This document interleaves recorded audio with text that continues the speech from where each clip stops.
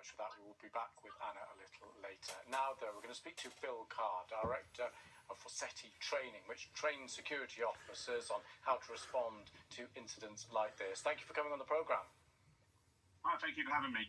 Can you just talk us through, first of all, then, what kind of training would have gone in to try and make secure an event like this?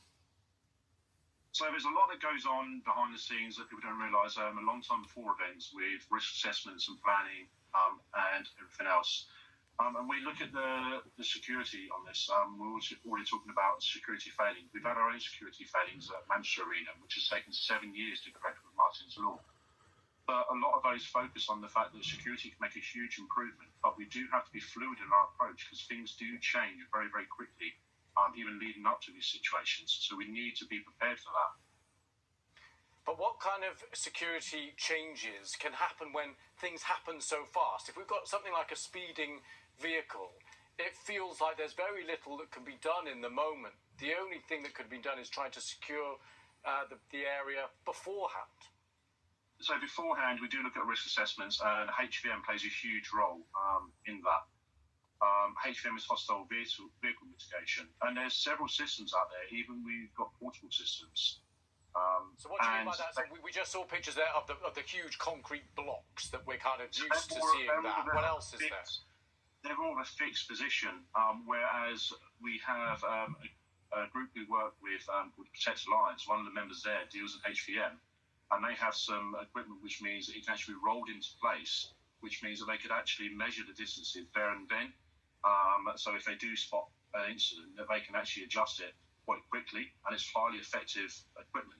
In the UK, we do have these things, and our security operatives go through something called the NACSO training, which teaches them a lot about looking for hostile behaviour before events happen, so we can raise the alarm. The lessons learned from the Manchester Arena are filtering through.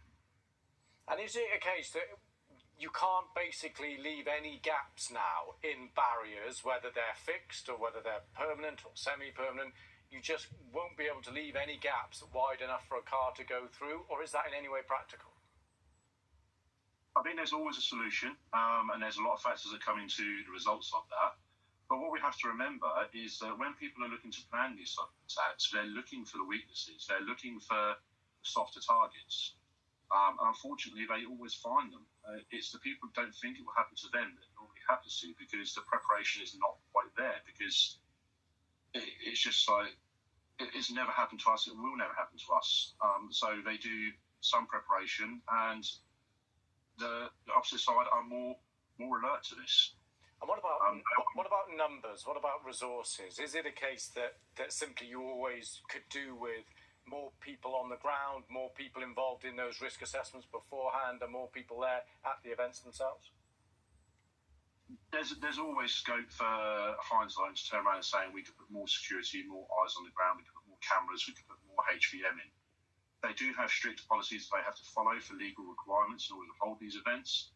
So a lot of people are meeting those requirements. But there's moralities like, well, where do you draw the line? Because these events are put on as a business, and they do have to consider factors like that within their planning. We could put 400, 500 security officers on an event of like 1,000 people. But if something happens, we'll always question, was that enough? So it's a very difficult question to answer in that respect. With hindsight, yes, we can do more, but in planning, they're doing what is necessary. And just lastly, is there any kind of technology either available now or coming down the track shortly that can really help with that very fast response to very quick-moving security breaches that happened like last night? Absolutely. So we focus a lot on the first aid side of things. The security operatives in the UK now have to be first aid trained. And we're seeing, with the advent of problems we have over here, the introduction of bleed kits and the items like tourniquets and hemostats coming in. Security operatives are in a position where they can respond exceptionally quick to these circumstances. We're not taking anything away from the emergency services. They are amazing and they are brilliant at what they do. But it does take minutes to get them there. With security operatives, we are normally on top of situations. So them having that equipment can mean the difference between talking about injuries and deaths, unfortunately. Phil Carr, thank you very much for coming on the programme. Appreciate your time. Thank you.